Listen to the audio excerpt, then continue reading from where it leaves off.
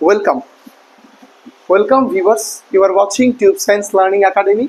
আজকে আমরা তোমাদের সামনে স্ট্যাটিক জিকের খুব গুরুত্বপূর্ণ একটা ক্লাস নিয়ে এসেছি, যেটা সম্পূর্ণরূপে সামনে তোমাদের যে সমস্ত এক্সামগুলো আসছে সে সমস্ত এক্সামিনেশনসে তোমাদের কাজে লাগবে। তো এটা আমরা জেনারেল স্টাডিজের মধ্যেই রাখবো। এটা আমাদের সম্ভবত ABCDEFG করে পর আমরা ক্লাসগুলো করাচ্ছি। একটু ডেলি অনেক সময় দিতে পারছি না, তাই জন্য আগে থেকে একটু দুঃখিত। তো যতটুকু আমি দেওয়ার সমস্ত অনলাইন ব্যাচগুলো করে নিয়ে তারপর অফলাইনে মানে এই ভিডিও করা আমার পক্ষে একটু সমস্যার কারণ হয়ে দাঁড়ায়। তো তবুও যেহেতু প্রচুর ক্যান্ডিডেট ভিডিওগ্রাফি বা ভিডিও ক্লাস করার জন্য ইন্টারেস্টেড থাকে, তাই জন্য আমি তাদের কাছে দায়বদ্ধ যে একটা সুন্দর ক্লাস তাদের কাছে উপস্থাপন করার জন্য। তো ফলে আমি অনেক সময় টিপিটি দিয়ে দিতে চাই, কিন্তু পিপিটি দিয়ে দেওয়ার মতন অত সময় থাকে না। তো আমি এই বোর্ড ওয়ার্কের মাধ্যমে তোমাদেরকে কিছু গুরুত্বপূর্ণ 20টা মতো প্রশ্ন নিয়ে আলোচনা করব, যে প্রশ্নর ফিডব্যাকও জানবো, যে প্রশ্ন সম্পর্কে সমস্ত কনসেপ্টটাও জানবো, যেগুলো WBPSC তথা ওয়েস্ট বেঙ্গল বিভিন্ন এক্সামিনেশনসে সবচেয়ে বেশি পরিমাণে এসেছে। তো প্রথমেই দেখো, আমরা 1 নম্বর 2 নম্বর করে লিখতে লিখতে যাব। আমরা দেখো 1 নম্বরে আগে যেটা করব সেটা হচ্ছে মন্ট্রিল প্রোটোকল। কি বলো দেখি? প্রোটোকল। আচ্ছা, মন্ট্রিল প্রোটোকলটা কি? মন্ট্রিল প্রোটোকলের ইয়ার দিয়ে কিন্তু প্রশ্ন এসেছে। তো ফলে তোমরা আগে জানো মন্ট্রিল প্রোটোকল কত সালে এস্টাবলিশড হয়েছিল। মনে রাখবে 1987 সালে। কেন? তার কারণ মনে রাখবে এই যে CFC যে গ্যাস, ক্লোরোফ্লুরোকার্বন, সেই ক্লোরোফ্লুরোকার্বনের ইউজেস কমানোর জন্য, ঠিক আছে, যে 2010 সালের মধ্যে, মানে 2005 সালের মধ্যে CFC বা ক্লোরোফ্লুরোকার্বনের ব্যবহার সর্বনিম্ন করার উদ্দেশ্যেই, এই তোমার CFC গ্যাসের ব্যবহার কমানোর উদ্দেশ্যে এই মন্ট্রিল প্রোটোকল কিন্তু চুক্তি স্বাক্ষরিত হয়েছিল। তার কারণ আমরা প্রত্যেকেই জানি আমাদের এই CO2 গ্যাস হচ্ছে আমাদের স্ট্র্যাটোস্ফিয়ারের, ঠিক আছে, স্ট্র্যাটোস্ফিয়ারের কি করে, স্ট্র্যাটোস্ফিয়ারের আমাদের যে O3 লেয়ার আছে সেই লেয়ারকে কিন্তু ব্রেক করে। তো সেই জন্যই কিন্তু মন্ট্রিল প্রোটোকলটা খুব গুরুত্বপূর্ণ। এবং এর মধ্যে যে এই CFC গ্যাসের মধ্যে যে ক্লোরিন কম্পাউন্ড রয়েছে, Cl কম্পাউন্ড রয়েছে, সেটাও কিন্তু O3 ব্রেকার বা O3, এই ওজোন O3 কে ভেঙে O2 এবং O তে ট্রান্সফার করে। এই জন্যই কিন্তু তোমার হচ্ছে এই চুক্তিটা মহাদেশীয় একটা চুক্তি স্বাক্ষরিত করা হয়েছিল। ঠিক আছে, আশা করি বুঝতে পেরেছো।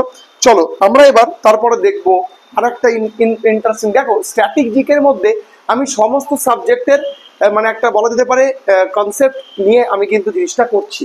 দেখো, তারপরে যেটা তোমাদের আমি বলবো সেটা হচ্ছে চিপকো মুভমেন্ট কে সঙ্গে তোমার হচ্ছে কার নাম জড়িত।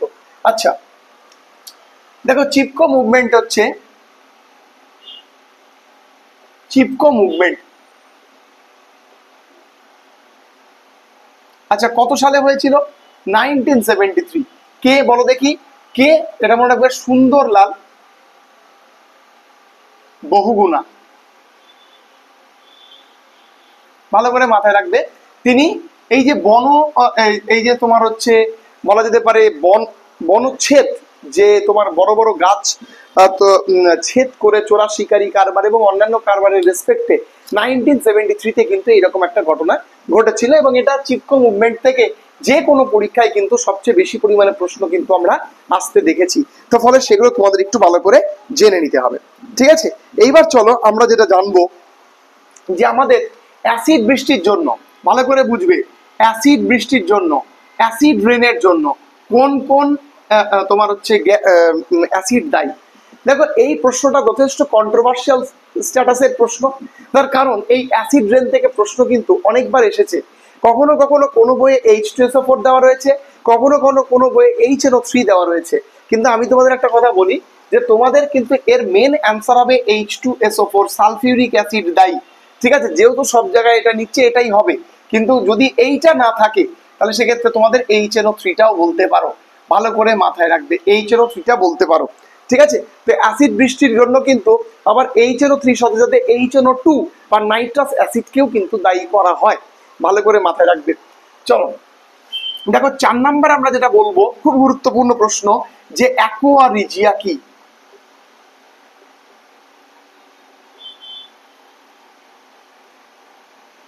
ঠিক আছে, অ্যাকোয়া রেজিয়া কি? বা আমরা বাংলায় লিখতে পারতাম, হয়তো আমার স্পেলিংটা হয়তো ভুলই হবে, রিজিয়া বা মনে রাখবে অ্যাকোয়া রিজিয়া একটা বাংলা নাম। এবং এটা হচ্ছে তোমার কি বলো দেখি, HNO3 এবং HCl এর মিশ্রণ, এবং মাথায় রাখবে এটা 1:3 অনুপাতে যুক্ত করা হয়েছে। কেন বলো দেখি? একে আমরা বলে থাকি অম্লরাজ। কি বলে থাকি? অম্লরাজও বলে থাকি। ঠিক আছে, এটা হচ্ছে, এতে প্ল্যাটিনাম ধাতু ও সোনাকে দ্রবীভূত করানো হয়। ঠিক আছে, করানো হয়, ভালো করে মাথায় রাখবে। এটা কিন্তু তোমাদের একটু জানার মতন প্রশ্ন। ঠিক আছে, 4 নম্বর প্রশ্ন আমি মোটামুটি তোমাদের বললাম, যেগুলো ধরো মানে এখনো অবধি সবচেয়ে বেশি পরিমাণে এসেছে। ওকে, আচ্ছা, এবার ধরো ভারতের দুটি তোমার হচ্ছে জীববৈচিত্র্যের হটস্পট কোনগুলি? ভালো করে মাথায় রাখবে। ভারতের দুটি জীববৈচিত্র্যের হটস্পট কোনগুলি? বলো দেখি। পূর্ব ও পশ্চিম হিমালয়। ভালো করে মাথায় রাখবে, পূর্ব হিমালয় এবং পশ্চিম হিমালয়। তার কারণ কেন? কারণ এইখানে আমরা বিভিন্ন প্রকারের মানে জীব পাই, এবং অনেক বায়োডাইভার্সিটি, যেমন সুন্দরবন একটা বায়োডাইভার্সিটি স্পট। তার কারণ সেখানে প্রচুর রকমের জীব রয়েছে যারা সেখানে মানে বসবাস করছে, ফলে সেগুলোকে হটস্পট হিসেবে কিন্তু ডিক্লেয়ার্ড করা হয়। ঠিক আছে, আচ্ছা, এবার চলো WBPSCর খুব ফেমাস একটা প্রশ্ন, যে ভূপালে গ্যাস দুর্ঘটনা কত সালে হয়েছিল? ভালো করে মাথায় রাখবে, এটা হয়েছিল হচ্ছে 1984। এবার চলো আমরা যদি তোমাকে বলি যে এই যে ভূপালে যে গ্যাস দুর্ঘটনাটা হয়েছিল, এটা কোন গ্যাসের দরুন হচ্ছে? ভূপালে গ্যাস দুর্ঘটনার অন্যতম কারিগর কে, বা ভূপালে গ্যাস দুর্ঘটনার জন্য অন্যতম দায়ী কে? তখন তোমাকে বলতে হবে মিথাইল আইসোসায়ানাইড। কি বলো দেখি? মিথাইল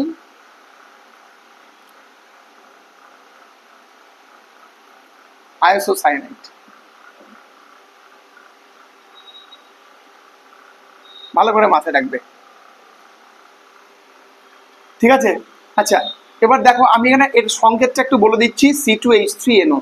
দেখো এগুলো তো, এটা অনেক সময় তোমার একটু বানানটা ভুল হতে পারে, তোমরা একটু দেখেও। হ্যাঁ, মিথাইল আইসোসায়ানাইড আমি বাংলায়ও লিখতে পারি, ইংলিশে লিখলাম। ঠিক আছে, ওকে, চলো, আশা করি ক্লিয়ার। চলো এবার চলো আমরা দেখো, তারপরে খুব গুরুত্বপূর্ণ একটা তথ্য তোমাদের জানাবো, যে ম্যান অ্যান্ড বায়োস্ফিয়ার প্রোগ্রাম। ঠিক আছে, কে চালু করেছিল? মনে রাখবে ইউনেস্কো। এবার তুমি বলতে পারো স্যার ইউনেস্কোর ফুল ফর্ম কি? United Nations Educational Scientific Cultural Organizations. এবং এটা কিন্তু ইউনাইটেড নেশনস, যেটা 1945 এস্টাবলিশড হয়েছিল আফটার সেকেন্ড ওয়ার্ল্ড ওয়ার, সেটার কিন্তু একটা অঙ্গ। এবং এইটার তোমার হচ্ছে এডুকেশনাল সায়েন্টিফিক অর্গানাইজেশন এর যে হেডকোয়ার্টার, সেটা কোথায় বলো দেখি? সেটা কিন্তু তোমাদের একটু পড়তে পারে, সেটা কিন্তু প্যারিসে। ঠিক আছে, তো ম্যান ভার্সেস বায়োস্ফিয়ার প্রোগ্রাম কেন লঞ্চ করা হয়েছিল? তার অন্যতম কারণ হচ্ছে মানুষের সঙ্গে জীববৈচিত্র্যের যে সম্পর্ক, সেটাকে উদ্যত করার জন্য কিন্তু এটা করা হয়েছিল। সেটা তোমাদের একটু ভালো করে জেনে নিতে হবে। আচ্ছা, তারপর চলো আমরা 8 নম্বরে তোমাদের যেটা পড়াবো, সেটা হচ্ছে দেখো বিশ্ব বন্যপ্রাণী দিবস। এখন অব্দি আসা সবচেয়ে গুরুত্বপূর্ণ প্রশ্ন, বিশ্ব বন্যপ্রাণী দিবস বলো দেখি কত? মনে রাখো তোমার যে 3 মার্চ। এবার এর যে থিমটা, সেটা কিন্তু তোমাদের মনে রাখতে হবে। এর থিমটা কি? দেখো connecting people and planet,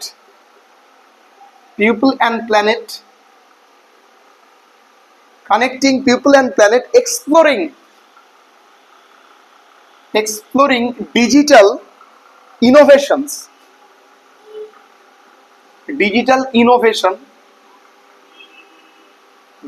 innovations in wildlife conservations।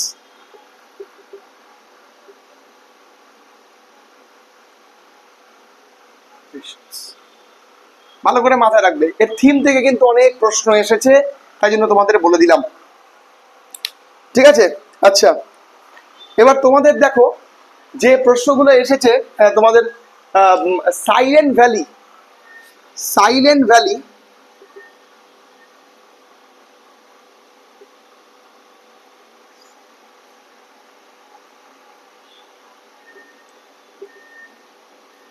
Silent valley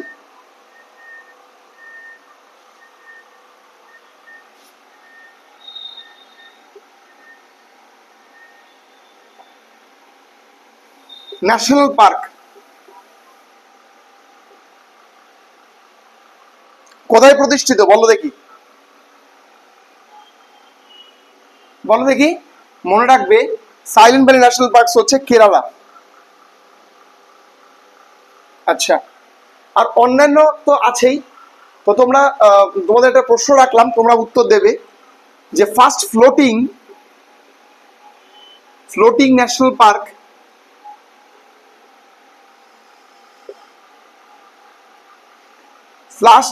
floating national park কোথায় আছে, এবং সেটা বলে দিলাম মণিপুরে আছে, তার নাম কি?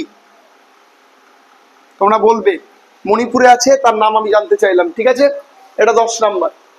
11 নাম্বার প্রশ্ন হিসেবে লিখে নাও, যেটা খুব গুরুত্বপূর্ণ। আচ্ছা আচ্ছা, ইটাই রোগ, দেখো ইটাই রোগ কিসের জন্য হয় বলো দেখি? ক্যাডমিয়ামের অভাবে। কি বলো দেখি? ক্যাডমিয়ামের অভাবে। আচ্ছা, ব্ল্যাক ফুট ডিজিজ কিসের জন্য হয়? ব্ল্যাক ফুট ডিজিজ বলো দেখি? আর্সেনিকের অভাবে। ঠিক আছে, এটা একটু তোমাদের জেনে যেতে হবে, না জানলে হবে না। আচ্ছা আচ্ছা, ভারতের প্রথম ন্যাশনাল পার্কের নাম কি? ভারতের প্রথম ন্যাশনাল পার্কের নাম কি?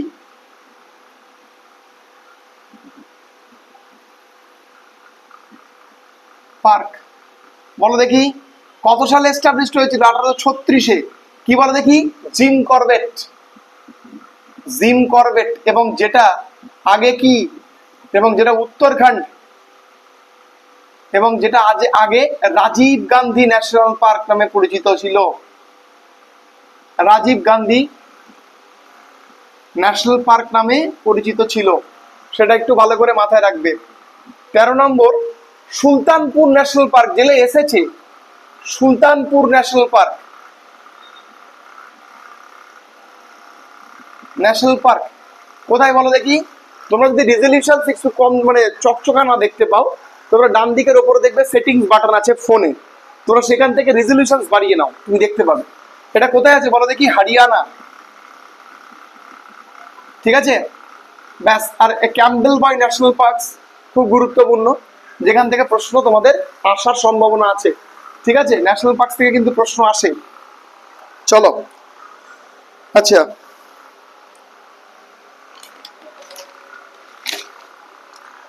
আচ্ছা, স্বচ্ছ ভারত অভিযান, স্বচ্ছ ভারত অভিযান কত সালে শুরু হয়েছিল? স্বচ্ছ ভারত অভিযান কত সালে শুরু হয়েছিল বলো দেখি? মনে রাখবে 2 অক্টোবর 2014। কে করেছিলেন? মাননীয় প্রধানমন্ত্রী নরেন্দ্র মোদী। ভালো করে মাথায় রাখবে, না এলে কিন্তু খুব গুরুত্বপূর্ণ। ঠিক আছে, আচ্ছা দেখো, তারপর দেখো, পৃথিবীতে সর্বাধিক কার্বন ডাইঅক্সাইড নির্গত করে কোন দেশ? পৃথিবীতে সর্বাধিক কার্বন ডাইঅক্সাইড নির্গমনকারী দেশ কি বলো দেখি? চীন। আচ্ছা, খুবই গুরুত্বপূর্ণ।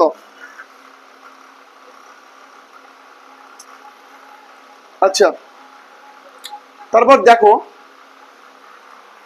সরদে সরোবর ধাম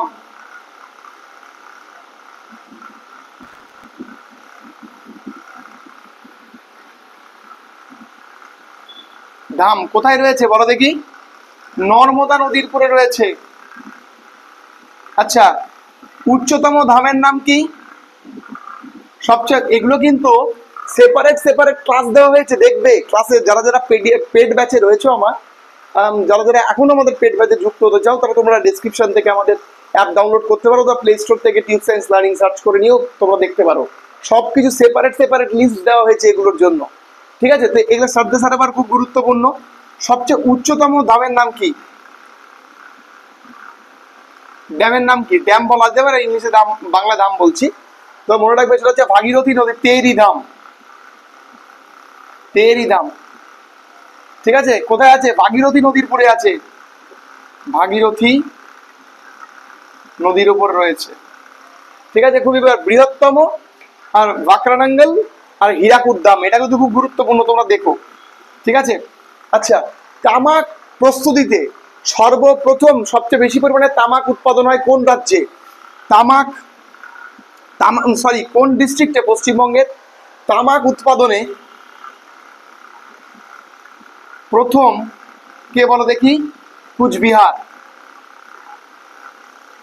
ভালো করে লিখে নাও, খুবই গুরুত্বপূর্ণ, ঠিক আছে? আচ্ছা, 18 নম্বর লেখো,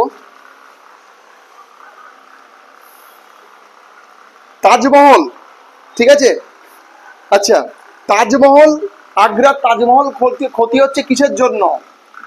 আগ্রার যে তাজমহল সেটা ক্ষতি হচ্ছে কিসের জন্য বলো দেখি? ক্ষতি হচ্ছে সালফার ডাই অক্সাইডের জন্য। ভালো করে মাথায় রাখবে, আগ্রার তাজমহল হচ্ছে ক্ষতি হচ্ছে, বলো দেখি, সালফার ডাই অক্সাইডের জন্য। এটা একটু ভালো করে মাথায় রেখো, এটা কিন্তু প্রশ্নটা তোমাদের আসার মতন প্রশ্ন, ঠিক আছে? সালফার ডাই অক্সাইডের জন্য কিন্তু তোমার হচ্ছে আগ্রার তাজমহলের কিন্তু কালারটা ব্ল্যাকিশ হয়ে যাচ্ছে, ঠিক আছে? তারপর যদি আমি তোমাদের 19 নম্বর প্রশ্ন হিসেবে বলি, বলো দেখি তোমার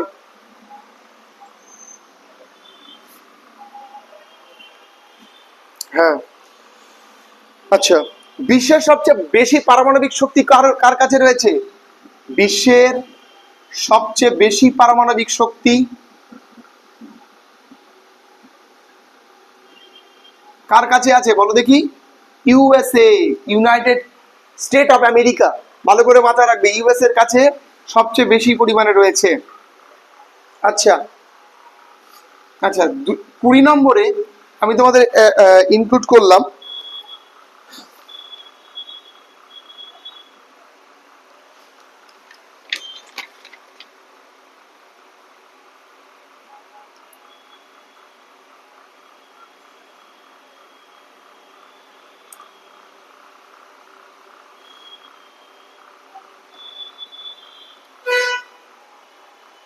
আচ্ছা, এর মধ্যে তোমরা এটা এখানে আমরা প্রশ্নটা ইনক্লুড করেছি, নন্দা দেবী ন্যাশনাল পার্ক, এর মধ্যে লিখে দেবে নন্দা দেবী, নন্দা সরি, এই যে উত্তরাখণ্ডেই আছে নন্দা দেবী, দেবী ন্যাশনাল পার্ক, খুব গুরুত্বপূর্ণ। আর তোমার যাই হোক, ঠিক আছে, এটা কিন্তু খুব গুরুত্বপূর্ণ, এটা উত্তরাখণ্ডে, ঠিক আছে? চলো, আচ্ছা আচ্ছা, তুমি এবার বলো, তোমাদের লাস্ট প্রশ্ন যদি আমি বলি যে ইলেকট্রোনেগেটিভ এলিমেন্ট, সবচেয়ে বেশি ইলেকট্রোনেগেটিভ এলিমেন্টের নাম কি? সর্বোচ্চ তড়িৎ ঋণাত্মকতা মৌল সম্পন্ন, সর্বোচ্চ তড়িৎ ঋণাত্মক মৌলকে বলো দেখি? মনে রাখবে F, ferric, F fluorine, sorry ferric নয়, ফ্লুরিন। তারপর দেখো, আমরা 21 নম্বর প্রশ্ন হিসেবে তোমাদের দিচ্ছি, এখানটাতে লিখছি যে অ্যানিমিয়া কিসের জন্য হয়? অ্যানিমিয়া কিসের জন্য হয়? লৌহর জন্য। ভালো করে মাথায় রাখবে, অ্যানিমিয়ার জন্য অন্যতম দায়ী হচ্ছে লৌহ। আচ্ছা, হিমোগ্লোবিনের আমাদের শরীরের পরিমাণ কত বলো দেখি? 14.5 মিলিগ্রাম এমজি। এটা একটু ভালো করে মাথায় রাখবে। আচ্ছা, 22 নম্বর প্রশ্ন হিসেবে যদি আমি তোমাদের দেই যে বলো দেখি যে পরিবর্তনশীল যোজ্যতা কার দেখা যায়? পরিবর্তনশীল যোজ্যতা